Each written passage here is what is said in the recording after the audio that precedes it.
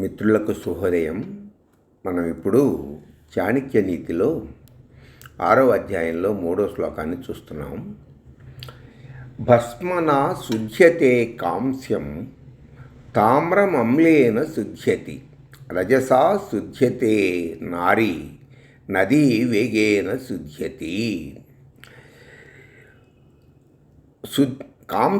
కాంస్యం అంటే ఇత్తడిని బూడిద వేసి రుద్దటం మూలంగా అది కాంతిగా ప్రకాశిస్తుంది. తామ్రం రాగిని అమ్లేన శుధ్యతి, చింతపండు వేసి రుద్దటం మూలంగా రాగి పాత్రలు ప్రకాశిస్తాయి.